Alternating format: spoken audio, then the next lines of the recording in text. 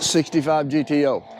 That's our next project for Jerry Rice. Scoot, they call him. So There is a big variety, from tri-fives to hot rods to muscle cars. that's John McLeod's car, Classic Instruments, that I should be working on because he tells me every day. What is it? 32 Ford. It's a 32 Ford. Yeah. That's my original car there. So this one? I bought that car here in town. Me and Langy bought 3 cars here in town, and I did a black 32 4-door sedan for him, and I wanted to keep the 33, so I'm doing that for me just as a driver. It's a good original car. I just built a chassis for it and changed the engine. It'll have the original interior and everything in it. So the original interior. So how long have you had this for? The car's been in town for years and years and years. It came out of actually, that car came out of Canada. It's a Canadian car. So very, very, very good, solid car. Washington blue. All we're doing is building a chassis for it, and I'll leave. I mean, the old paint and all of that stuff. So we've just buffed it up a little bit. So it's going to drive really well, and then it's going to look like an absolute classic. Yeah, it's got a set of Alan Johnson's wheels on. It's a full fendered car. So. Okay, so it does have the fenders. Yeah, nice. Yeah. Fenders are black. It's a black and blue car. Oh, it's such a big variety of different cars here. And what is this project? This is a Pantera. This is mine. A Pantera. You know, we haven't seen too many Panteras. You know, there's not been too many projects. Not a whole lot of them out there. I had one of these cars back in the mid '70s that was bought new here in town, and this car was bought. I found this car. The guy bought this car. He bought it in '77, and they were going to make a show car out of it and took it apart. And I've had this car for years. It's just one of my bucket list cars that I decided I wanted to do. So I changed the engine a little bit in it. Is that a Boss? That's a Boss 429. It's a real Boss 429. And what were they originally, the engines? 351 Cleveland. It's a lot bigger now. It is. It is. Bobby, this is pretty cool. I know you're using it for storage. I mean, at the front, we've got some boxes there. No, that's parts for that car. That's parts for this car. Yeah. We just drug it out of the building, and I just set the engine in it. We're waiting to build the headers for it. The headers will come across like 360 or 180 headers, they call them. They come down like a GT40 instead of out the back. So that's what, but then I stopped on it to build a chassis for that 33. It's always the personal cars that are looking like the absolute projects in the shop. Yeah, well, they're back in the back, so they don't make any money sitting here, so we have to work on them when we can. But this is going to look pretty cool. Let's have a quick look at some of your tools, Bobby. Yeah, we don't have a whole lot. Is there some oldies in here? Yeah, all of this stuff. Well, most of it's been bought up. Most of it's old stuff, so. You know, this place burnt down in '98. So we lost everything in '98. Was there something that you could not replace? There's tons of stuff I couldn't replace. Yeah, there's around the back side of the garage. There's a graveyard full of stuff. So really, yeah. This we took a friend of mine, Van Tyler. He had a excavation business. He had a big track hole, and we dug all around the building and buried the cars. So the cars are buried here. So there was about 14 cars that burned up. Woodies, 32s, 33s. Most of them was in the 30s and 40s cars. So there was nothing that you could salvage? Not in a fire. We had to redo the concrete. It burnt the concrete so bad that it was we lost everything. Lightning strike. That's what it was. And it started in the roof, so it burned itself down. So we lost everything, tools and everything. Got one little metal break out there. The stuff that's painted gray is some of the stuff that we salvaged. There's a press back there. But Pete Shaporis and Billy Gibbons came in here. Billy was doing a concert in Knoxville. And Pete came in years ago right after that, and after we'd built the garage back, and I gave him an old Hallebrand wheel that was burnt in two, and he took it, and he told me to put it in his office and put reality check on it. So but there's a lot of burnt stuff back here in the back that aluminum motors that burn up and just everything. So you lose everything. So I told somebody that But I can't believe you've got the cars. well, the first thing we did was Gay Wilson was a good friend of mine, and we just built him a car. And first time we'd met him, built him a car, he was here to pick the car up. It was a Fully finished 33 Ford, yeah. He was here to pick the car up. And Cindy, my wife, had went out to dinner with him on Sunday night, and he was coming Monday morning to get the car. And at about 2:30, 3 o'clock Sunday morning, when the lightning hit and the building burnt, and he watched his car burn. Wow. And then he ran a construction company down in Memphis, so he stayed here, and that's what a friend does, I guess. He stayed here and helped me clean up. But the first load we took to the dump, and before the trucks were leaving, people were digging in the dump, digging out parts and stuff like that. So I might have been one of those people. So I said, Van, he just said, well, let's just bury it. So we dug a big trench around here and just put the cars in and buried them. So one of these days, 100 years from now, somebody's going to dig this thing up and find what it was. Well, now that you've mentioned it, right? Yeah. Do you think were things better before the fire or after the fire? Because it's as though it didn't even make a difference in your work. Well, everybody said, what was you going to do? I said, one of these days I want to stop when I got time and cry about it. But me and Cindy sat on the porch and watched it. And she said, what are we going to do? And we had just made a down payment on a piece of lake property, and it was closing that next week. And so we were trying to decide whether to. We didn't have insurance. You did not have insurance. No, didn't have insurance. So we were trying to decide what to do. So we went ahead and closed on the lake property, and which luckily we did, and we still have it. But I called in a bunch of favors, and we built back in 45 days. We were back in business in 45 days. Of course, we were building Speed Stars and stuff at the time, chassis and stuff like that for them. So that helped us get through quite a bit. So, but anyway, you started over. I mean, it's hard. It's hard when you go into a shop. There's not a nut or a bolt. There's nothing. It was nothing here. No tools. It burnt the tools. It would have been so demotivating for some people, and many people would have stopped. Crying about it's not going to help it. I mean, it's not going. I mean, you either buckle down and do it again. I did it years ago, so I had to do it twice now. So that's hard. But well, I'm glad you brought that up, because part of the interview, and we're going to sit down and get more into it. You've made such a name for yourself, but 2 or 3 different ways, I'm sure. No, you have, Bobby, and from the fights, it's as though you have made the name for yourself twice. You have done this all over again, and you have succeeded twice, because up until the fire, you had been in business for many, many years, and you had already made your mark. We had done a lot. I'd won this and won that, and everything was fine. And 3 or 4 employees, and we were building Speed Stars, and we were doing this and just sort of laid back, rocking along, and everything was fine. And then when you lose, that happened. Then you just rebuild again, and then it just got better and better.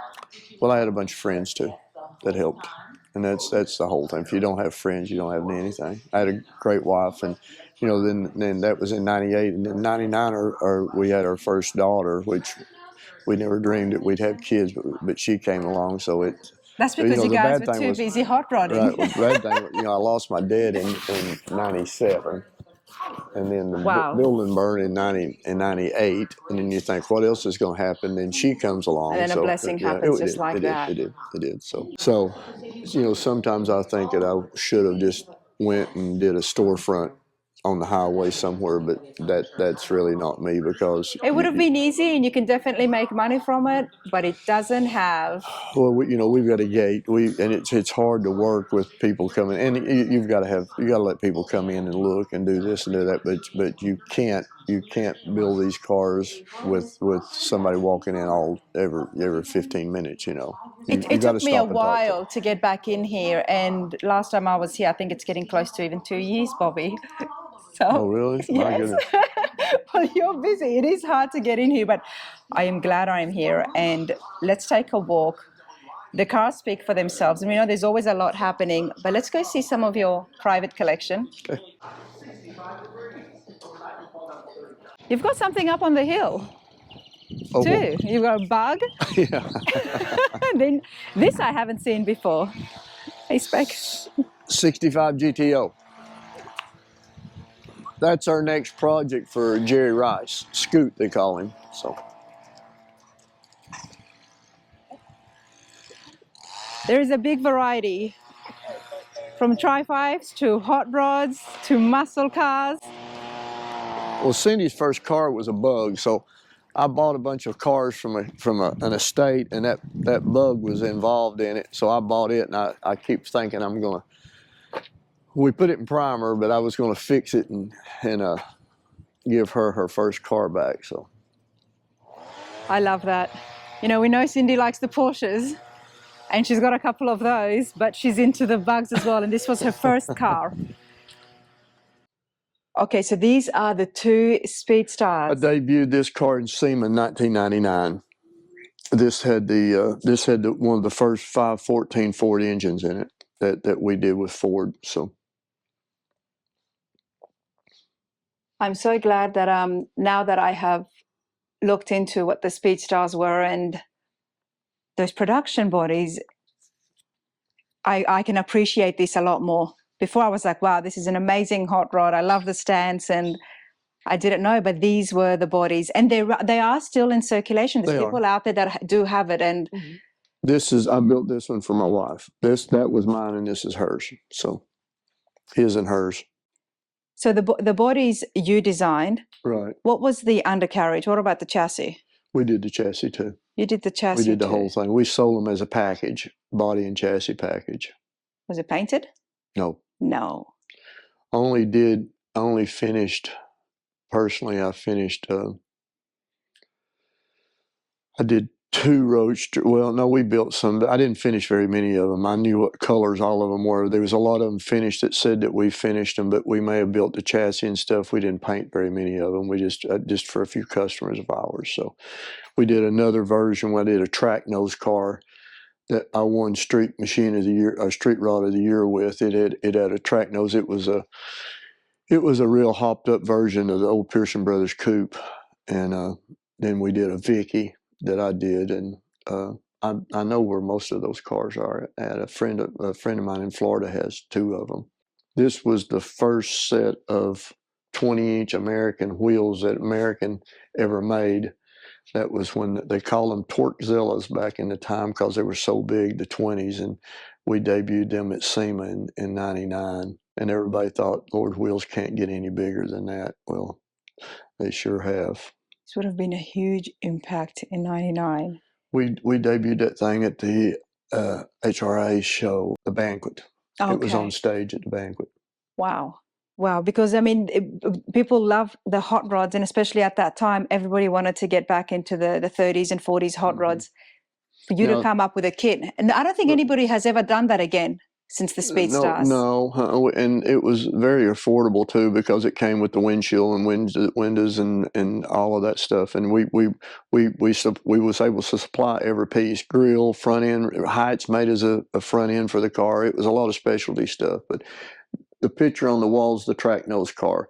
That picture's been around. Scott Clean took that picture, and it was dark when he took the picture and it had the parking lights on and the amber headlights. I told him, I said, that picture we'll never take, and it ended up being, he won an award from that picture at SEMA. But that was a cool car. That is a cool car. That's what you mean by the track nose. Mm-hmm. Yeah, that car, we won Street Rod of the Year with that car. Yeah, Scott Clean's taken some beautiful photography. I mean, that's... Yes, he did. Mm-hmm. Wow. And that was a picture that Gray Baskerville did of the 2 flame cars coming. We did, that's the first 2. I had this idea that we could do a pair of matching coupe and roadster, and we did. And here's a picture that I'm really proud of. This is Morrison in Art Morrison's basement with Richard Winchester, who was a great friend of mine with B.F. Goodrich, and Art's son Craig. Oh, okay. They had sent me that and told me cheers, and they had sent that just as a text to me. And after Craig passed away with COVID, I had it blown up and sent it back to Art. But that was a great picture. They were in his basement drinking, and they thought of me, and so they both sent me a picture, all of that. So it was fun. He's a lovely man, and He's a such great guy. tragedy Art with is going to be Craig. Art's going to be at the meet and greet at the Triple Crown this year. That's where I met him, thanks to you. He sure has. Okay, this I like. That was the first Good Guys show in Nashville. We had a reunion. That was some of the cars that my customers brought. Oh, we can see the T-Birds there. Here's the Speedstar Phaeton, and the Speedstar Victoria's over with the flames on the roof. That one with the flames all on the roof. So. And there you are. I was young back then. Bobby, you're still young. Yeah, right. Like I said, I came here and said, "Okay, Bobby, you ready to hang up the boots?" Here is the picture of the Riddler car in 1985. That's not you. That's me. That's me in my boots. Oh my goodness. So different. It looks very Hair different. and a full beard. Another one of my favorite of your cars is right here. 67 Fairlane. 67 Fairlane.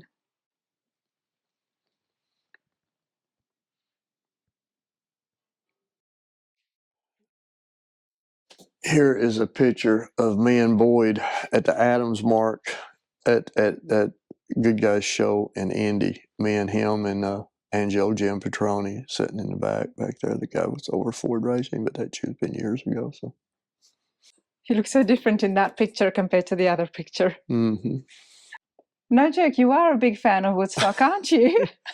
I am. Bobby's trying to turn the Triple Crown of Rodding into the next Woodstock hot rod event. Over here is a picture of Janis Joplin. One of the last pictures. The last picture was taken of her over on the wall back over there.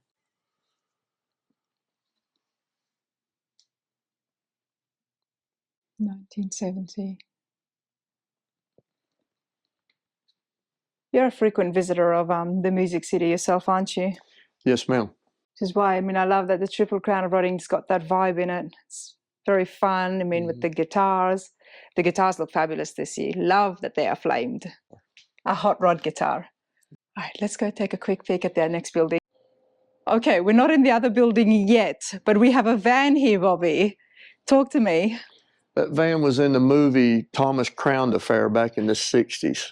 And what's it doing here? Because I like it. And we drive it. That was in our daughter's wedding, that van was. Now, I can't imagine you not getting your hands on this. It's obviously has not been restored. It's been painted once, it looks. Just been lowered. It's got a hot rod motor in it. Of course it does. And it has been lowered as well. Yes. Oh, I like this.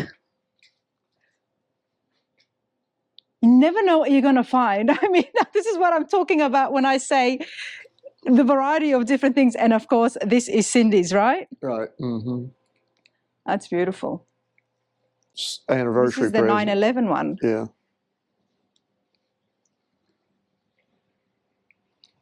Cindy's probably going to get upset and be like, why did you film the car with all those blankets on it? Now, Bobby has mentioned that he built a ball field for Anna, which is back there. More cars, everybody. There's a few new things here. I know you've had the Ferrari. Mustang. That's a 67 K code. Original car's got 20,000 miles on it. Red car. One of 3. You restored that yourself? No, that car's never been restored.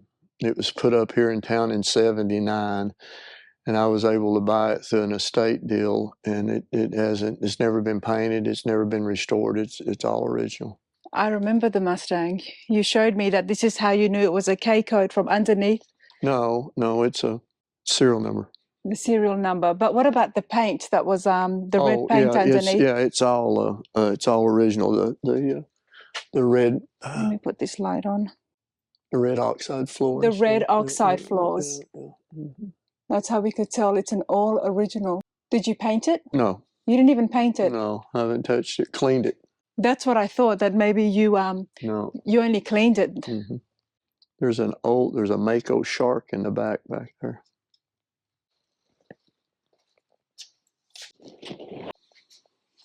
I don't remember this. Has this always been here? No, this is a guy down in near Nashville, John Bohannon, made some of these cars back in the 70s. It was a copy of a Mako Shark that Chevrolet was a concept car.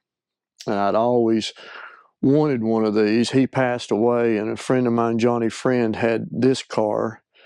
And I ended up buying it from him and putting the correct wheels and all of that stuff back on it. So a lot of different toys. Then we've got some big cars here too. Mm-hmm. You've got a wagon.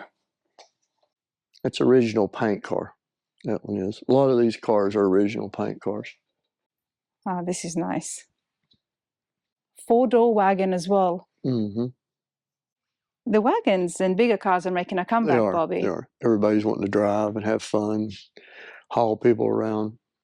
When we're talking about trends and what would be the next big things that's happening, I mean, a Nomad won the Riddler. Mm-hmm. Yes, you're right. Mm-hmm. And we've seen some beautiful Nomads in 24. Alan Johnson's one was beautiful as well, the Safari. Right. Mm-hmm. Any plans for this? Oh, that car's an old car. We've had that. We've drove that car quite a bit. Would you sell it if somebody was interested? Found a home. It's already found a home? It's found a home. My home. Your home? Here's your 356B, hey? No, that's an A. This is the A. There's a B. There's an A and a B. You've got the A as well? Okay. Yeah. This is an A, and that's a B over there. So.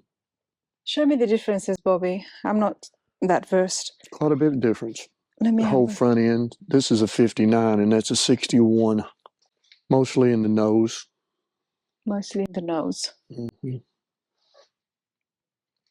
This is what we had in, you brought it in Pomona. Right. Mm-hmm. Oh, yeah. I like the B. I like the 61 more. Well, that one's more desirable, the 59. I bought this car at Boyd Coddington's funeral. It was an unrestored car that a guy had that he bought for his daughter, and she drove it through college, and he let his niece drive it, and she drove it. Then they parked it, and it was an unrestored car. It was actually a white car, and that was in 08 when I bought that car. I had it shipped back in here, and then we took it apart, and I painted it black and kept it. This is an original car. It's in the Porsche registry. An original Porsche. Wow. This is the collections we talk about when you can find rare things. But this is more desirable. This is more rare. This car is. This is the last year for an A. Yeah. Car's more fun. This car's got a hot rod motor in it. That sounded really good. This one's got an original engine in it. And then another wagon. Tin Woody. Tin Woody. I don't believe this was here either last time. Yeah, it might have been in a different building. There are so many fun cars, and then you've got collectible cars, then you've got Ferraris, Tri-5s. You really do like all the cars. I do. Mm-hmm. You have a big variety. I do. Again, I don't see anything here that even resembles what you're going to be building next. So that's going to be a completely new addition. Mm-hmm. Hopefully you'll be able to fit it. Mm-hmm. True. Wow, but this is exciting. There's so much that has happened and so many beautiful cars. This was way overdue for me, and I'm so glad that I was able to come back in here, Bobby. Well, thank you. It's a nice Audi. I think they quit making these cars last year. V10. Spider. When's the next show that people can expect you? The show. Mm-hmm. I know you don't go to many. Nashville's Good Guys in May. Nashville and Good Guys. Yeah, we do the awards in Nashville. Mm-hmm. At the Super Speedway. There's another show at the Super Speedway too. And of course, Triple Crown of Rodding. But this has been a lot of fun, and I hope you all have enjoyed that. There's lots to grasp from the video and coverage here with Bobby. There's a lot more information here from Triple Crown of Rodding. A lot more look into your past and some of the significant steps that has happened and shaped your career. And I love the fact that it's not ending. I love that. You know, there's a lot of new stuff that's happening, but you've been right around there when it all started. and you're continuing it on into the next chapter is what I'm going to say. Yeah. Love it. Thanks, Bobby. You're welcome, dear. See you.